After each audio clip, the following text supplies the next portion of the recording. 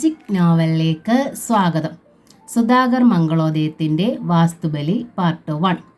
സർവമംഗളമാംഗല്യേ ശിവേ സർവാർത്ഥ സാധികെ. ദേവിയെ മനസ്സിൽ ധ്വാനിച്ച് നടക്കൽ നമസ്കരിച്ചു നിഫ. ശരണ്യേ ത്രംബകേ ദേവി നാരായണീ നമോസ്തുതേ.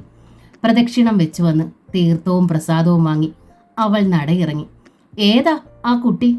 അത്ഭുതം കത്തുന്ന മിഴികളോടെ അവളെ നോക്കിക്കൊണ്ട് ആൽത്തറ സ്വാമി അരികിലിരിക്കുന്ന ചേമഞ്ചേരിയോട് തിരക്കി. കഴിഞ്ഞ വെള്ളിയാഴ്ചയും കണ്ടു. ഇതേതില്ലത്തെയാ? ചന്ത അങ്ങനെ വഴിഞ്ഞൊഴുകണമല്ലോ. ഒരു വഷളം ചിരിയുണ്ടായിരുന്നു സ്വാമിയുടെ ചുണ്ടിൽ. സ്വാമി എന്ന ആളുകൾ വിളിക്കുന്നുണ്ടെങ്കിലും സന്യാസിയൊന്നുമല്ല. തെക്കേ മഠത്തിലെ ശുപ്പുപട്ടരുടെ അളിയനാണ്. കുറേ കാലമായി ദേശാടനത്തിലായിരുന്നു. 1 മാസമേ ആയുള്ളൂ തിരിച്ചെത്തിയിട്ട്. ഇല്ലത്തെയും കോലത്തെയൊന്നും അല്ല എൻ്റെ സ്വാമി, ചേമഞ്ചേരി പറഞ്ഞു. നമ്മുടെ കൊച്ചു വീട്ടിലിപ്പോൾ താമസിക്കണ ചെല്ലപ്പനാശാരിയുടെ മോളാ. അതിനെ നോക്കി വല്ലതുമൊക്കെ പറഞ്ഞാൽ വീതുളിയുമായി ചെല്ലപ്പൻ പാഞ്ഞു വരുവേ. ആൽത്തറ സ്വാമിയുടെ അന്വേഷണവും ചേമഞ്ചേരിയുടെ മറുപടിയും നിഫ കേട്ടു. നടപ്പിൻ്റെ വേഗം കൂട്ടിയവൾ. നിഫയുടെ ആണ്ട പിറന്നാളായിരുന്നു അന്ന്, മകരമാസത്തിലെ അശ്വതി. ഉച്ചയൂണിന് അടപ്രഥമൻ ഉണ്ടാക്കണമെന്ന് പറഞ്ഞിട്ടാണ് ചെല്ലപ്പനാശാരി പണിക്ക് പോയത്. ഉച്ചയ്ക്ക് ഉണ്ണാൻ വരുമത്രേ. BSc പഠിക്കുന്നു. ഒപ്പം കമ്പ്യൂട്ടർ പരിശീലനത്തിനും പോകുന്നുണ്ട് നിഫ. അന്ന് പഠിക്കാൻ പോകണ്ടെന്ന് കൽപ്പിച്ചിരുന്നു അമ്മ അമ്മിണിക്കുട്ടി. അവേലും പ്രഥമനും ഒക്കെ ഉണ്ടാക്കണമെങ്കിൽ എന്നെ കൊണ്ട് തനിച്ച് വയ്യ. രാവിലെ തന്നെ അവർ മകളെ അറിയിച്ചു. നീലിക്കാവിൽ നിന്നെത്തി കസവ് നേരിയത് അഴിച്ചു മാറ്റി വീട്ടിലണിയുന്ന പാവാടയും നീളൻ ജാക്കറ്റും ധരിക്കുകയായിരുന്നു നിഫ. അപ്പോഴാണ് കൊട്ടാരത്തിൽ ഉണ്ണിത്താന്മാരുടെ ആസ്ഥാനമായ ശ്രീചക്രം മാളികയുടെ അടുക്കളപ്പുറത്ത് നിന്ന് ചന്ദ്രലേഖ കുഞ്ഞമ്മയുടെ നീട്ടിയുള്ള വിളി. അമ്മിണിക്കുട്ടിയെ! ഒറ്റ വിളിയേ വന്നുള്ളൂ. അടുക്കളയിൽ തീ ഊതിക്കൊണ്ടിരുന്ന അമ്മിണിക്കുട്ടി ഓടി മുറ്റത്തിറങ്ങി ശ്രീചക്രം മാളികയുടെ ചുറ്റിറയത്തേക്ക് എത്തി നോക്കി. തൊട്ടയൽപ്പക്കമാണ്. എന്നാലും ശ്രീചക്രം മാളിക 2 ഏക്കർ വളപ്പിലാണ് സ്ഥിതി ചെയ്യുന്നത്. ചെല്ലപ്പനാശാരിയുടെ കൊച്ചു വീട് 35 സെന്റിലും. എന്തേ കുഞ്ഞമ്മേ? അമ്മിണിക്കുട്ടി ഈണത്തിൽ വിളിച്ചു ചോദിച്ചു. നിഫയെ കുറച്ചു നേരത്തേക്ക് ഇങ്ങോട്ടൊന്ന് അയക്കുമോ അമ്മിണിക്കുട്ടി? ചന്ദ്രലേഖ അന്വേഷിച്ചു. ഒരു കാര്യം ഉണ്ടായിരുന്നു. അകത്തുനിന്ന് നിഫ അത് കേൾക്കുന്നുണ്ടായിരുന്നു. ഒരാനക്കാര്യം എനിക്കിപ്പം മനസ്സില്ല. അവൾ പിറുപിറുത്തു. ദാ ഇപ്പോൾ അയക്കാം, അമ്മിണിക്കുട്ടിയുടെ മറുപടി. അവർ തിരിഞ്ഞ് വീടിനകത്തേക്ക് നടന്നു. നീല കണ്ണാടിയുടെ മുന്നിൽ നിന്ന് മുടി മെടയുകയായിരുന്നു നിഫ. മോളെ, ദാ ചന്ദ്രലേഖ കുഞ്ഞമ്മ വിളിക്കണു. അവിടം വരെ ഒന്ന് ചെല്ലാൻ. ഇപ്പം നടക്കില്ല, എടുത്തടിച്ചതുപോലെയായിരുന്നു നിഫയുടെ മറുപടി. കുഞ്ഞമ്മമാർക്ക് ദാസിപ്പണി ചെയ്യാൻ അമ്മ ചെന്നാ മതി. അച്ഛൻ അറിഞ്ഞാൽ എന്നെ കൊന്ന് കുഴിച്ചു മൂടും. എത്ര തവണ അച്ഛൻ പറഞ്ഞിട്ടുണ്ട് ശ്രീചക്രം മാളികയിലേക്ക് കടക്കരുതെന്ന്. അതിനിപ്പോൾ അച്ഛൻ അറിയാൻ പോണുണ്ടോടി പെണ്ണെ? അമ്മിണിക്കുട്ടി ചോദിച്ചു. പറഞ്ഞ നേരം കൊണ്ടിങ്ങ് തിരിച്ചു വന്നൂടെ? അച്ഛൻ ഉച്ചയ്ക്കേ വരും. അവിടെ ആ ചാകാൻ കിടക്കുന്ന വയസ്സി കുഞ്ഞമ്മയും ചന്ദ്രലേഖ കുഞ്ഞമ്മയും അല്ലാതെ ഒറ്റ മനുഷ്യരില്ല. തന്തയും മോനും ചായ കൂടി കഴിഞ്ഞ് ഇറങ്ങുമല്ലോ. നിന്നെ ഇപ്പൊ വിളിക്കണത് വല്ലതും ഒരു കയ്യാട്ടത്തിനായിരിക്കും. പാവം, അസല് പാവം. നിഫ കൊഞ്ഞനം കാണിച്ചു. ഞാൻ ചെന്നിട്ടിപ്പം ഒരു പാവത്തിൻ്റെയും കൈ ആടണ്ട. അല്ലെങ്കിൽ ശമ്പളം കൊടുത്ത് ബാല്യക്കാരെ നിർത്തണം. അതെങ്ങനെയാ? ആ തന്തയും മോനുമുള്ള വീട്ടിൽ പെണ്ണുങ്ങൾ കാലുകുത്തുമോ? എനിക്കറിയാം എന്തിനാ വിളിക്കണതെന്ന്. കുഞ്ഞമ്മ പുറത്തായിട്ടുണ്ടാവും. ചെന്ന് മുറ്റം അടിച്ചു കൊടുക്കണം ഞാൻ. എനിക്ക് വയ്യ കൂളി കഴിഞ്ഞ് പൊടിയിൽ കിടന്നു വിടാൻ, അതും പിറന്നാളായിട്ട്. ഈ അമ്മ ഒരുത്തി കാരണോ? ഇല്ലെങ്കിൽ ഞാൻ എൻ്റെ പാട്ടിന് കോളേജിൽ പോയേനെ. നേരെ ഉച്ചയാവാറായി. ഇപ്പം മുറ്റം അടിക്കാനൊന്നും വിളിക്കില്ല മോളെ. അമ്മിണിക്കുട്ടിക്ക് കുഞ്ഞമ്മയോട് മനസ്സലിവുണ്ടായിരുന്നു. സമപ്രായക്കാരാണ് രണ്ടാളും. ഒരു പ്രായം വരെ ഒരുമിച്ച് കളിച്ചു വളർന്നവരുമാണ്. അന്നൊന്നും കുഞ്ഞമ്മയെ നല്ല വിളിച്ചിരുന്നത് ചന്ദ്രു എന്നാണ്. ശ്രീചക്രം മാളിക സ്ഥിതി ചെയ്യുന്ന പറമ്പിൽ തന്നെയാണ് കൊച്ചു വീടും ഇരിക്കുന്നത്. ഉണ്ണിത്താന്മാർ അവരുടെ ആശാരിമാർക്ക് ദാനം കൊടുത്തതാണ്. മുമ്പ് വേലിയും കോലും ഒന്നും ഇല്ലായിരുന്നു. ചെല്ലപ്പൻ ആശാരി അമ്മിണിക്കുട്ടിയെ വിവാഹം ചെയ്ത ശേഷമാണ് ചുറ്റും അതിലുണ്ടായതും കൊച്ചു വീടൊരു കൊള്ളാവുന്ന വീടായതും. തേങ്ങ വെട്ടുമ്പോൾ ഇപ്പോഴും ചന്ദ്രലേഖ കുഞ്ഞമ്മ ഭർത്താവ് ബാലരാമനുണ്ണി അറിയാതെ 10-25 കൊച്ചു വീടിന്റെ മുറ്റത്തേക്ക് ഇടിയിക്കും. കൊയ്ത്ത് കഴിഞ്ഞാൽ നെല്ലോ അരിയോ എത്തിക്കും. വിഷുവിന് കൈനീട്ടം സൂക്ഷിച്ചു വെച്ചിരിക്കും. ആ സ്നേഹം അമ്മിണിക്കുട്ടിക്ക് മറക്കാൻ പറ്റില്ല. പക്ഷേ ചെല്ലപ്പൻ ആശാരി അറിഞ്ഞാൽ അമ്മിണിക്കുട്ടിക്ക് നല്ല തല്ല് കിട്ടും. ആരുടെ ഓശാരം പറ്റുന്നത് അയാൾക്ക് ഇഷ്ടമല്ല, പ്രത്യേകിച്ച് ഉണ്ണിത്താന്മാരുടെ. വല്ലതും കൊടുത്തയച്ചു എന്നറിഞ്ഞാൽ അപ്പം തന്നെ എടുത്ത് വലിച്ചെറിയും. കുഞ്ഞമ്മയുടെ ഒരു പ്രായച്ചിത്തം നിലത്തേക്ക് കാർക്കിച്ചു തുപ്പും. അച്ഛൻ്റെ അതേ അഭിപ്രായക്കാരിയാണ് മകൾ നിഫയും. നിഫയെ കൂടാതെ 9ൽ പഠിക്കുന്ന ഒരു മകൻ കൂടിയുണ്ട് ചെല്ലപ്പൻ ആശാരിക്കും അമ്മിണിക്കുട്ടിക്കും. ഞായറാഴ്ച ദിവസങ്ങളിൽ മകനെയും ചെല്ലപ്പൻ പണിക്ക് കൊണ്ടുപോകും. പഠിച്ച് പാസ്സായിട്ട് ഒരു പണി കിട്ടിയില്ലെങ്കിൽ ചിരട്ടയും എടുത്ത് തെണ്ടണ്ടല്ലോ. മാത്രമല്ല സ്വന്തം കുലത്തൊഴിലിനോട് ചെല്ലപ്പൻ അളവറ്റ ആദരവുമാണ്. എൻ്റെ മോളെ ഒന്ന് ചെല്ലടി, കെഞ്ചും പോലെ മകളുടെ ചുമ തഴുകി അമ്മിണിക്കുട്ടി. സ്വൈര്യം തരില്ല. പിന്നിക്കഴിഞ്ഞ മുടിയെടുത്ത് പിന്നിലേക്കൊരു എറിഞ്ഞു നിഫ. അച്ഛൻ പറയണത് നേരാ. നാണവും ചുണയും അമ്മ ജനിച്ച നാട്ടിലില്ല. അമ്മയ്ക്ക് പകരം മറ്റാരാണെങ്കിലും കഴിഞ്ഞതൊന്നും മറക്കില്ല. അമ്മിണിക്കുട്ടിയുടെ മുഖം കുനിഞ്ഞു. അമ്മയുടെ അടുത്തെ നിഫ ചുണ്ടിയും ദേഷ്യവും എടുക്കും. പുറത്തിറങ്ങിയാൽ പട്ടിൻ്റെ ശീലമുള്ള കുട്ടിയാണ് നിഫ. വെളുത്തു നീണ്ട സുന്ദരി, സ്വർണ്ണ തളിക പോലത്തെ മുഖം. കടിഞ്ഞൂൽ ഗർഭമായിരുന്നപ്പോൾ അമ്മിണിക്കുട്ടിക്ക് ചെല്ലപ്പനാശാരി വിൻകാർണിസ് എന്ന വൈൻ വാങ്ങിക്കൊടുത്തിരുന്നെന്നാണ് നാട്ടുകാർ തമാശയായി പറയണത്. വീട്ടിൽ ധരിക്കുന്ന നീളൻ ജാക്കറ്റ് മാറ്റി സാരി ബ്ലൗസ് അണിഞ്ഞ് ധാവണിയും ചുറ്റിയാണ് നീള പുറത്തേക്ക് നടന്നത്. വേഗം വരണേ, ഊണ് കഴിക്കാൻ അച്ഛൻ എത്തുവേ, പിന്നിൽ നിന്ന് അമ്മിണിക്കുട്ടി വിളിച്ചു പറഞ്ഞു. ഇല്ല, ഞാൻ അവിടെ താമസിക്കാൻ പോവാ. നിഫ പിറുപിറുത്തു. അച്ഛൻ അറിയട്ടെ അമ്മയുടെ കള്ളക്കളി. ശ്രീചക്രം മാളികയുടെ വടക്ക് പുറത്തെ മുറ്റത്ത് ചെന്ന് നിന്ന് അവ ശബ്ദം താഴ്ത്തി വിളിച്ചു. കുഞ്ഞമ്മേ. 2 നിമിഷം കഴിഞ്ഞപ്പോൾ വടക്കേ വാതിൽ തുറക്കപ്പെട്ടു. പൂപുഞ്ചിരിയുമായി സുന്ദരിയായ ചന്ദ്രലേഖ കുഞ്ഞമ്മ പ്രത്യക്ഷമായി. അമ്മയുടെ അടുത്ത് വഴക്കിട്ടെങ്കിലും ചന്ദ്രകുഞ്ഞമ്മയെ അവൾക്കിഷ്ടമായിരുന്നു. പ്രത്യേകിച്ചും ആ രൂപഭാവങ്ങൾ. നെറ്റിയിലെ വലിയ സിന്ദൂരപ്പൊട്ടും തുമ്പ് കെട്ടിയ നീളം മുടിയിലെ പിച്ചിമാലയും വീതി ജരികയുള്ള പട്ട് സാരിയും അരികിലെത്തുമ്പോൾ അനുഭവപ്പെടുന്ന ചന്ദന സുഗന്ധവുമെല്ലാം അവളെ വശീകരിക്കാറുണ്ട്. കയറി വരൂ കുട്ടി. ചന്ദ്രലേഖ നിഫയെ ക്ഷണിച്ചു. ചന്ദ്രലേഖ കുഞ്ഞമ്മയ്ക്ക് ജാതി വ്യത്യാസമില്ല, വലിപ്പ ചെറുപ്പമില്ല. അതിൽ നിഫയ്ക്ക് അവരോട് ബഹുമാനമുണ്ട്. എന്നാൽ വന്നോളൂന്നേ, ചന്ദ്രലേഖ ആവർത്തിച്ചു. പിന്നെ തിരിഞ്ഞകത്തേക്ക് നടന്നു. പുറകെ നിഫയും. മുത്തശ്ശി കിടക്കണ അറ ആകെ അഴുക്കായിരിക്കണു. നടക്കുന്നതിനിടയിൽ ചന്ദ്രലേഖ തുടർന്നു. വല്ലാത്തൊരു മണം അടിച്ചിട്ട് വയ്യ. ഒന്ന് അതിനെ എടുത്ത് പുറത്തേക്കൊന്ന് മാറ്റി കിടത്തണം. എന്നെക്കൊണ്ട് തനിച്ച് പറ്റില്ല. ഇവിടുത്തെ അച്ഛനെയും മകനെയും അതിനൊന്നും കിട്ടില്ല എന്നറിയാലോ. ആണുങ്ങളായ പുറംപണക്കാർ വന്ന് തുടരണത് മുത്തശ്ശിക്ക് ഇഷ്ടമാവുകയില്ല. ചന്ദ്രലേഖ കുഞ്ഞമ്മയുടെ അച്ഛൻ്റെ അമ്മയാണ് 90 കഴിഞ്ഞ പാർവതി കുഞ്ഞമ്മ. വളരെ കാലമായി അവർ കട്ടിലിൽ തന്നെ കിടപ്പാണ്. ചന്ദ്രലേഖയുടെ അച്ഛനും അമ്മയും വളരെ നേരത്തെ മരിച്ചു. ഭർത്താവും മകനുമല്ലാതെ പിന്നെ അവർക്കുള്ളത് വാസൂട്ടൻ എന്ന മന്ദബുദ്ധിയായ സഹോദരൻ മാത്രമാണ്. അതിനെക്കൊണ്ട് യാതൊരു പ്രയോജനവുമില്ല. മുത്തശ്ശി കിടക്കുന്ന അറയുടെ വാതിക്കലെത്തിയപ്പോഴേ അകത്തു നിന്നുള്ള ദുർഗന്ധം നിഫയ്ക്ക് ബോധ്യമായി. കട്ടിലിൽ കിടന്നു തന്നെ മുത്തശ്ശി കുഞ്ഞമ്മ എല്ലാം നിർവഹിക്കുന്നു. മൂക്കുപൊത്തിക്കൊണ്ടാണ് 2 ആളും അകത്തേക്ക് കടന്നത്. ചന്ദ്രലേഖയും നിഫയും ചേർന്ന് മുത്തശ്ശി എടുത്തുകൊണ്ട് വന്ന് പുറത്തെ കട്ടിലിൽ കിടത്തി. കട്ടിലിൽ കിടത്തിക്കൊണ്ട് ചൂടുവെള്ളത്തിൽ തുണി മുക്കിപ്പിഴിഞ്ഞ് ദേഹം മൊത്തം തുടച്ചു വൃത്തിയാക്കി ചന്ദ്രലേഖ. കൊളോണും പൗഡറും പൂശി അലക്കിയ വസ്ത്രങ്ങൾ ധരിപ്പിച്ചു. നിഫ കോളേജിൽ പോയിട്ടുണ്ടാകുമെന്നാ ഞാൻ വിചാരിച്ചത്. തിരക്കിട്ട് ഓരോന്ന് ചെയ്യുന്നതിനിടയിൽ ചന്ദ്രലേഖ പറഞ്ഞു. അപ്പോഴാ നേരിയതൊക്കെ എടുത്ത് തെക്കേ മുറ്റത്തുകൂടി അകത്തേക്ക് കയറി പോണത് കണ്ടത്. എന്തേ, ഇന്ന് കോളേജിൽ പോയില്ലേ? നിഫയുടെ നേർക്ക് മിഴികൾ ഉയർത്തിയവർ. പിറന്നാളായതുകൊണ്ട് പോകണ്ടെന്ന് അമ്മ പറഞ്ഞു. നിഫ നാണത്തിൽ പുഞ്ചിരിച്ചു. ചന്ദ്രലേഖയുടെ കണ്ണുകളിൽ അത്ഭുതം വിടർന്നു. ഓ, ഇന്ന് അശ്വതി, എൻ്റെ നാളാ. പക്കപ്പിറന്നാളായിട്ട് കാവിലൊന്ന് പോവാൻ കൂടി കഴിഞ്ഞില്ല. എൻ്റെ അനുഭവം ആർക്കും വരാതിരിക്കട്ടെ. ഒരേ നാളായിട്ട് ഒരേ അനുഭവമാണെന്നൊന്നും ഇല്ല കേട്ടോ. നിഫയെ ആശ്വസിക്കും പോലെയാണ് അവർ പറഞ്ഞത്. പിന്നെ തിടുക്കത്തിൽ വിഷയം മാറ്റി. അമ്മിണിക്കുട്ടി അച്ഛ മുത്തശ്ശി എടുത്തു പൊക്കാനാവില്ല. അതുകൊണ്ടാ കുട്ടിയെ തന്നെ വിളിച്ചത്. എന്ത് ചെയ്യാം, സഹായത്തിന് പെണ്ണൊരെണ്ണത്തിന് കിട്ടണ്ടേ. കാശുണ്ടെന്ന് പറഞ്ഞിട്ടെന്താ? നിഫയ്ക്ക് സഹതാപം തോന്നി. സാരയില്ല, ആവശ്യമുള്ളപ്പോൾ വിളിച്ചാൽ ഞാൻ വരാം. അറിയാതെ അവൾ പറഞ്ഞുപോയി. കണക്കാവില്ല, ഒരെണ്ണവും കണക്കാവില്ല. കട്ടിലിൽ തളർന്നു കിടന്ന ആരോടെന്നില്ലാതെ പാർവതി കുഞ്ഞമ്മ ശപിച്ചു. ദേഹത്ത് എവിടെ തൊട്ടാലും മുത്തശ്ശിക്ക് വല്ലാത്ത നൊമ്പരോ. ചന്ദ്രലേഖ നിഫയോട് പറഞ്ഞു. അതുകൊണ്ടാ ഇങ്ങനെയൊക്കെ പറയണതേ. പാവം, ഇത്രയും പ്രായം ചെന്ന ആരും ഈ തറവാട്ടിൽ ഇരുന്നിട്ടില്ല. ഏതാ ചന്ദ്രു ഈ പെണ്ണ്? നിഫയെ ഒന്ന് നോക്കിയിട്ട് പാർവതി കുഞ്ഞമ്മ ചന്ദ്രലേഖയോട് തിരക്കി. പുതിയ ബാല്യക്കാരിയാണോ? ആണച്ചാ, നിന്റെ ഭർത്താവിൻ്റെ മകൻ്റെ കണ്ണിൽ പെടണ്ടാട്ടോ.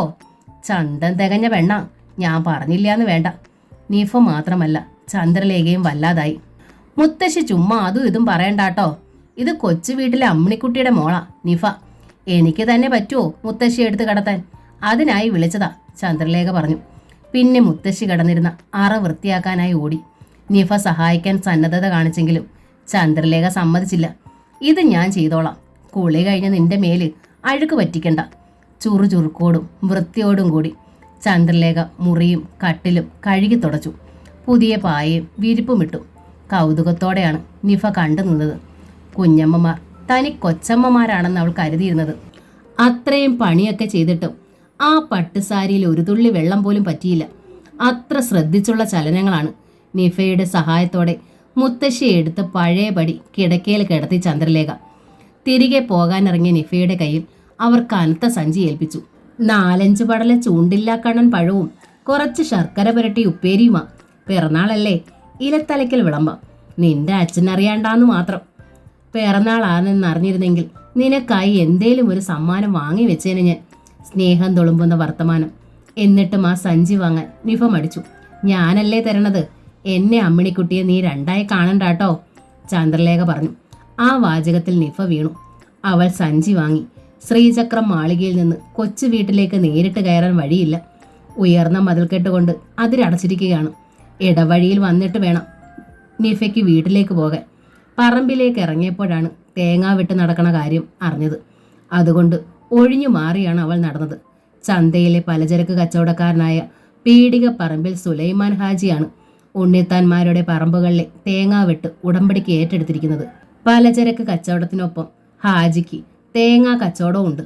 തേങ്ങ പെറുക്കുന്നവരുടെ ലോഹ്യം ചോദിക്കലിന് ഒറ്റ വാക്കിൽ മറുപടി കൊടുത്തിട്ട് നിഫ നടന്നു.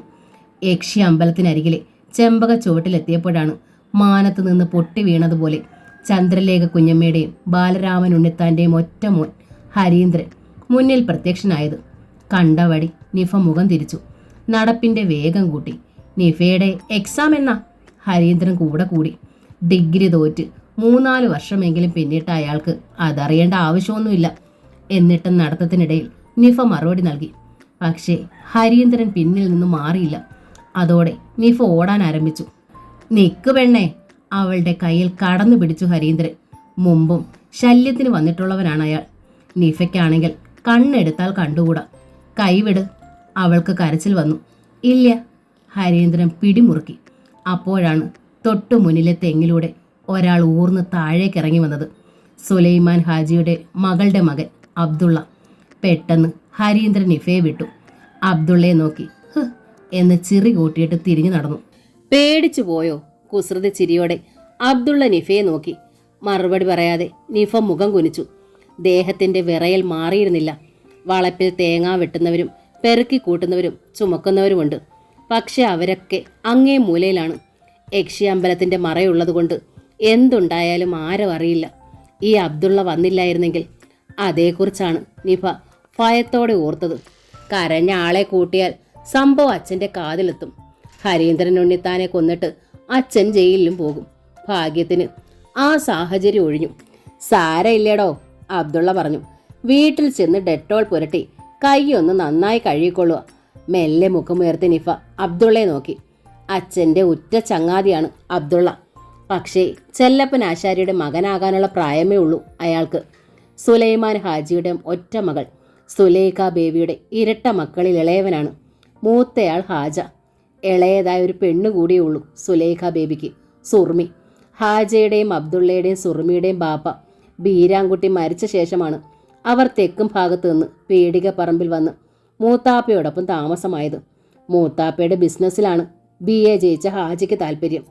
10ൽ പഠിപ്പ് നിർത്തിയ അബ്ദുള്ളയ്ക്ക് ബിസിനസ്സിൻ്റെ ഒപ്പം തെങ്ങ് കയറ്റവും ആശാരിപ്പണിയും സംഗീതവും ഒക്കെ പത്യം.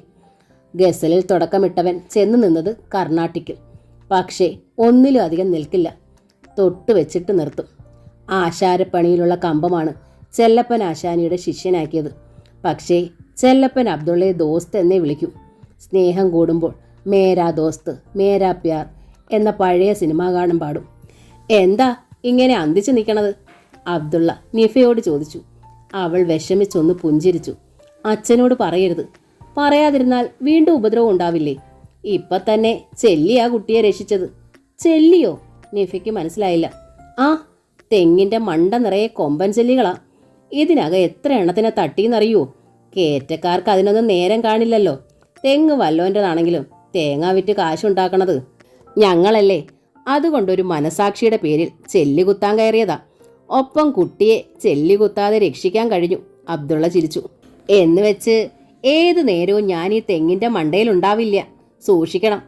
ഇനി ഞാൻ ഇങ്ങടേക്ക് വരണില്ല, കരയും പോലെ നിഫ പറഞ്ഞു. ഇത് അച്ഛൻ അറിയരുത്, പ്രശ്നമാവും. സമ്മതിച്ചു എന്ന മട്ടിൽ അബ്ദുള്ള പുഞ്ചിരിച്ചു. നിഫയുടെ മുഖത്ത് സമാധാനത്തിന്റെ തെളിച്ചമുണ്ടായി. ഇന്ന് പിറന്നാളാണെന്ന് കേട്ടു. കള്ളച്ചിരിയോടെ അബ്ദുള്ള നിഫയെ നോക്കി. അവൾ നാണത്തിൽ പുഞ്ചിരിച്ചു. ആശാൻ പറഞ്ഞു ഇന്ന് ഉച്ചയൂണ് അവിടെയാണെന്ന്. സദ്യ ഉണ്ടാവുമോ? ആശാൻ എന്ന് അബ്ദുള്ള വിളിക്കുന്നത് ചെല്ലപ്പൻ ആശാരിയാണ്. നാട്ടുകാർ അയാൾക്കിട്ടിരിക്കുന്ന പേര് കലാമണ്ഡലം ചെല്ലപ്പൻ ആശാരി എന്നും. കഥകളിക്കാരനായതുകൊണ്ടല്ല, സ്വജനം അയാൾക്ക് നൽകിയ പ്രശംസയാണത്. ചെല്ലപ്പൻ ആശാരിയുടെ പണിയിൽ കലയും ചിട്ടയും ഉന്നത നിലവാരവും പ്രകടമായിരിക്കും. ചേരാത്തത് അയാൾ ചേർക്കില്ല, ഇഷ്ടമില്ലാത്തത് ചെയ്യില്ല. കോഴിക്കോട് പണിയാൻ പോയി വിളിച്ചാലും ചെല്ലപ്പൻ പക്ഷേ തടി നല്ലതാണെങ്കിലേ പണിയും. പണിയിൽ പൂർണ്ണ സ്വാതന്ത്ര്യവും വേണം. ഒത്തുതീർപ്പ് അയാൾക്ക് വശമില്ല. എന്നാലും ചെല്ലപ്പൻ ആശാരിക്ക് ഒരു ദിവസം വീട്ടിലിരിക്കാൻ കഴിയുന്നില്ല. ബുക്ക് ചെയ്തിട്ട് കാത്തിരിക്കുന്നവരുടെ സംഖ്യ നീണ്ടതാണ്. അതാണ് ആ കൈയുടെയും ഉളിയുടെയും പുണ്യം. എന്താ ഈ കുട്ടിയൊന്നും മിണ്ടാത്തത്? മറുപടി പറയാതെ പതറി നിൽക്കുന്ന നിഫയെ അമ്പരപ്പിൽ നോക്കി അബ്ദുള്ള. സദ്യയൊന്നുമില്ല, വെറും ഒരു വെജിറ്റേറിയൻ മീൽ മതിയെങ്കിൽ വന്നോ പറഞ്ഞിട്ട് അവൾ നടന്നു കഴിഞ്ഞു. കുടംപുളിയിട്ട് അമ്മിണിക്കുട്ടിയേട്ടത്തി പുഴമീൻ വെക്കാറുണ്ടല്ലോ, അതുണ്ടാവോ? പിന്നിൽ നിന്ന് അബ്ദുള്ള വിളിച്ചു ചോദിച്ചു. നിഫ മറുപടി പറഞ്ഞില്ല. ഇടവഴിയിലെത്തിയപ്പോഴാണ് അവൾക്ക് ധൈര്യം വന്നത്. കാര്യം അബ്ദുള്ള അച്ഛന് പ്രിയപ്പെട്ടവനാണ് എന്നുവെച്ച് അയാളോട് മിണ്ടിയെന്നറിഞ്ഞാലും അച്ഛന് ദേഷ്യം വരും. 2 തലയ്ക്കും മൂർച്ചയുള്ള വാളാണ് ചെല്ലപ്പൻ ആശാരി എന്ന് നാട്ടുകാർ പറയും. പക്ഷെ നിഫയ്ക്ക് അച്ഛൻ സ്നേഹത്തിൻ്റെ മൂർത്തിഭാവമാണ്. എങ്കിലും നിസ്സാരകാര്യം മതി ഇളകാൻ. ആ സൂക്ഷ്മതയോടെയാണ് അവൾ ജീവിക്കുന്നത്. കൃത്യം 1:30 ആയപ്പോൾ ഓട്ടോറിക്ഷയിൽ ചെല്ലപ്പൻ ആശാരിയും പെങ്ങളുടെ മകൻ പ്രകാശനും കൊച്ചു വീട്ടിലെ മുറ്റത്തെത്തി. ചെല്ലപ്പൻ ആശാരിയുടെ മകൻ ഉണ്ണി സ്കൂളിൽ നിന്നെത്തിയിട്ടും ഊണ് കഴിക്കാതെ അച്ഛൻ വരാൻ വേണ്ടി കാത്തിരിക്കുകയായിരുന്നു. വേഗം വിളമ്പിക്കോ. ഓട്ടോറിക്ഷയിൽ നിന്ന് ഓടിയിറങ്ങി കൈ കഴുകിക്കൊണ്ട് ചെല്ലപ്പൻ ആശാരി വിളിച്ചു പറഞ്ഞു. ഈ ഓട്ടോയിൽ തന്നെ അങ്ങ് തിരിച്ചു പോകണം. 50 രൂപയാ ഓട്ടോ കൂലി. വെയിറ്റിംഗ് ചാർജ് ഒഴിവാക്കിയേക്കാന്ന് ആ ഡ്രൈവർ പയ്യൻ പറഞ്ഞു. അവന് ഒരു ഇല വെച്ചോ. ഊണുമുറിയിലെ മേശയിലല്ല അമ്മിണിക്കുട്ടി ഇല വെച്ചത്, ഉമ്മറ ഇറയത്താണ്. അതാണ് പിറന്നാൾ പതിവ്. ഉമ്മറപ്പടിയിൽ 5 തിരിയിട്ട് നിലവിളക്കം കത്തിച്ചിരുന്നു. വെറുതെ 50 രൂപ കളഞ്ഞു. ഇലകളിൽ വിഭവങ്ങൾ വിളമ്പുന്നതിനിടയിൽ അമ്മിണിക്കുട്ടി സ്നേഹപൂർവ്വം ഭർത്താവിനെ ഒന്ന് കുറ്റപ്പെടുത്തി. ചെല്ലപ്പൻ ആശാരി ഭാര്യയെ തറഞ്ഞു നോക്കി. 50 അല്ല, 50,000 പോയാലും എൻ്റെ മോളുടെ ആണ്ടപ്പിറന്നാളിന് അവൾക്കൊപ്പം ഇരുന്നേ ഞാനുണ്ണു. അതിന് തടസ്സാവണ പണി ചെല്ലപ്പൻ വേണ്ടാന്ന് വെക്കും. അച്ഛൻ്റെ ഒപ്പം ഇരിക്കാൻ നിഫയ്ക്ക് കുറി മടിയുണ്ടായിരുന്നു. അമ്മായിയുടെ മകൻ പ്രകാശേട്ടനാണ് അച്ഛൻ്റെ അരികിലിരിക്കുന്നത്. അപ്പുറത്ത് ഉണ്ണിയും. ഉണ്ണിയുടെ അരികിലായി പരിചയമില്ലാത്ത ഏതോ ഓട്ടോറിക്ഷ ഡ്രൈവറും. ആ കൂട്ടത്തിൽ നിഫ എങ്ങനെ ഇരിക്കും? ചെല്ലപ്പൻ ആശാരി അത് ആവശ്യപ്പെട്ടിട്ടുമില്ല. അതുകൊണ്ട് അമ്മയോടൊപ്പം അവൾ വിളമ്പാൻ കൂടി. ആ മേത്തച്ചക്കനെ കണ്ടില്ലല്ലോ. പെട്ടെന്നാണ് ചെല്ലപ്പൻ ആശാരിക്ക് ഓർമ്മ വന്നത്. ഇന്നലെ രാത്രി ഞാൻ പ്രത്യേകം പറഞ്ഞതാ. അതെങ്ങനാ? അവറ്റകൾക്കൊക്കെ മീനും ഇറച്ചിയില്ലാതെ ചോറിറങ്ങുമോ? അതിപ്പോൾ അവറ്റോൾക്ക് മാത്രമല്ലല്ലോ. കള്ളച്ചിരിയോടെ അമ്മിണിക്കുട്ടി ഭർത്താവിനെ നോക്കി. ഓണത്തിനും വിഷുവിനും മണ്ഡല വിളക്കിനും മക്കളുടെ പിറന്നാളിനും മാത്രമല്ലേ ഇവിടെ അതൊഴിവാക്കൂ. ഉളുമ്പിൻ്റെ മണമില്ലെങ്കിൽ ചോറിറങ്ങാത്ത ആളാ മറ്റുള്ളവരെ കുറ്റം പറയണത്. അതിലെ തമാശ ഓർത്ത് ചെല്ലപ്പൻ ആശാരി സ്വയം ചിരിച്ചു. പിന്നെ അമ്മിണിക്കുട്ടിയോട് പറഞ്ഞു, നമ്മുടെ കാപ്പിമൊന്ത നിറച്ച് പായസം എടുത്ത് ചെക്കൻ്റെ കയ്യിൽ പീടിക പറമ്പിലേക്ക് കൊടുത്തയക്കണം കേട്ടോ, മറക്കരുത്. ഹാജി ഒരു പായസക്കൊതിയനാ. കഴിഞ്ഞ ഓണത്തിന് നമ്മൾ പായസം എത്തിക്കാൻ മറന്നില്ലേ? അതിൻ്റെ പരാതി ഇപ്പോഴും പറയും. പ്രകാശനും ഓട്ടോറിക്ഷയുടെ ഡ്രൈവറും എഴുന്നേറ്റ് കൈ കഴുകാൻ പോയപ്പോൾ ചെല്ലപ്പൻ ആശാരി കണ്ണ് കാട്ടി നിഫയെ അരികിലേക്ക് വിളിച്ചു. എന്നിട്ട് ഒരു ഉരുള ഉരുട്ടി അവളുടെ വായിലേക്ക് വെച്ചു കൊടുത്തു. പതിവ് മുടക്കിയാൽ പിന്നെ പണിയാൻ ചെന്നിരിക്കുമ്പോൾ അതൊരു മനപ്രയാസമാവും. പതിവൊക്കെ നിർത്താറായി. അമ്മിണിക്കുട്ടി പരിഹസിച്ചു. പഴയ കുട്ടിയൊന്നുമല്ല, എരുമേൻ്റെ അന്തി വളർന്നു. ചെല്ലപ്പൻ ആശാരി ഭാര്യയെ ആട്ടി. കണ്ണു വെക്കണോ? തൻകോതി തലയെടുക്കൂന്നാ. വേഗം ഇത്തിരി ഉപ്പും കുരുമുളകും എടുത്ത് ദൃഷ്ടിക്കുഴിഞ്ഞ് അടുപ്പിലിട്. അച്ഛാ, എനിക്ക് ഉരുള തന്നില്ല. ഇപ്പുറത്തിരുന്ന് ഉണ്ണി പരാതിപ്പെട്ടു. നിനക്ക് ഞാൻ ഉരുളയല്ല തരണത്. മകന്റെ നേർക്ക് കൈയോങ്ങി ചെല്ലപ്പൻ ആശാരി. പിന്നെ ഉരുള ഉരുട്ടി അവൻ്റെ വായിലും നൽകി. ജീരക വെള്ളമെടുത്ത് കുടിച്ച് ഒരേമ്പൊക്കവും ഇട്ട് അയാൾ എഴുന്നേറ്റു. കൈ കഴുകിയുടൻ ചാടി ഓട്ടോറിക്ഷയിൽ കയറി. ഓട്ടോറിക്ഷ ഓടി അകലുന്നത് നോക്കി നിഫയും അമ്മിണിക്കുട്ടി ഇറയത്ത് നിന്നു. ഒടുവിൽ അത് ഇടവഴിയിൽ മറിഞ്ഞപ്പോൾ അമ്മിണിക്കുട്ടി ഒന്ന് നെടുവേർപ്പെട്ടു. എപ്പോഴും ഈ വെപ്രാളവ, ഒരു നേരത്തുമില്ല ഒരു തഞ്ചോ സമാധാനവും. ആ ഓട്ടോറിക്ഷ ഡ്രൈവർ ഉള്ളതുകൊണ്ട് അച്ഛൻ പതിവ് മുടക്കുമെന്നാ ഞാൻ വിചാരിച്ചത്. എങ്കിൽ പിന്നെ അടുത്ത പിറന്നാൾ വരെ എനിക്ക് സമാധാനം ഉണ്ടാവില്ല, നിഫ പറഞ്ഞു. ഇപ്പം സമാധാനം ഉണ്ടല്ലോ, പിറന്നാളായിട്ട് ഇനിയും വയറ് കായ്ക്കണ്ട, ചെന്നിരുന്ന് വല്ലതും കഴിക്കാൻ നോക്ക്, അമ്മിണിക്കുട്ടി ശാസിച്ചു. അകത്ത് ഊണുമുറിയിലെ മേശയിലാണ് നിഫയും അമ്മയെ ഇല വെച്ചത്. അമ്മിണിക്കുട്ടിയുടെ മുന്നിലിരുന്നത് ചെല്ലപ്പൻ ആശാരി ഉണ്ടിട്ട് എഴുന്നേറ്റ് പോയ ഇലയായിരുന്നു. ഒരാൾക്കുണ്ണാനുള്ള ചോറും കറികളും അതിൽ ബാക്കി വെച്ചിരുന്നു. ഊണ് കഴിക്കാൻ ആരംഭിച്ചപ്പോൾ നിഫയ്ക്ക് അബ്ദുള്ളയുടെ ചിന്ത വന്നു. എന്തേ ഊണ് കഴിക്കാൻ വന്നില്ല? ശ്രീചക്രം മാളികയുടെ വളപ്പിൽ വെച്ച് കണ്ടപ്പോൾ വരുമെന്ന രീതിയിലാണല്ലോ സംസാരിച്ചത്. പിന്നെന്തു പറ്റി? കുടംപുളിയിട്ട് പുഴമീൻ വെച്ചതുണ്ടോ എന്ന ചോദ്യത്തിന് താൻ മറുപടി പറഞ്ഞില്ല. അതിൽ പിണക്കം തോന്നിയിരിക്കുമോ? ഒരു കണക്കിന് വരാതിരുന്നത് നന്നായി. ശ്രീചക്രം മാളികയുടെ വളപ്പിൽ വെച്ചുണ്ടായ സംഭവം അറിയാതെങ്ങാൻ അച്ഛൻ്റെ അടുത്ത് വിളമ്പിയാലോ? അബ്ദുള്ളയ്ക്ക് എല്ലാം തമാശയാണ്, ചിലപ്പോൾ ഒരു പൊട്ടൻ്റെ മട്ട്. പക്ഷേ പൊട്ടനൊന്നുമല്ലെന്ന് എല്ലാവർക്കും അറിയാം. രാത്രി അച്ഛൻ്റെ അടുത്ത് ആശാരിപ്പണി പഠിക്കാൻ വരും. രാത്രി 11 മണിവരെ തട്ടും മുട്ടും പാട്ടും കൂത്തും തമാശകളുമാണ്. അച്ഛൻ പഴയൊരു നാടകഭ്രാന്തനാണ്. ഇപ്പോഴും ആ കമ്പം പൂർണ്ണമായി വിട്ടിട്ടില്ല. ചായപ്പിൽ നിന്നുള്ള വർത്തമാനങ്ങൾ അതിൻ്റെ സൂചനയാണ്. തമാശയ്ക്ക് പണി പഠിക്കാൻ വന്ന ആൾ അബ്ദുള്ള അതിമനോഹരമായൊരു കിളിക്കോടുണ്ടാക്കി കൊച്ചു വീടിൻ്റെ ഇറയത്ത് തൂക്കിയിട്ടിട്ടുണ്ട്. നിന്റെ ഗുരുദക്ഷിണ എന്നാണ് പറഞ്ഞത്.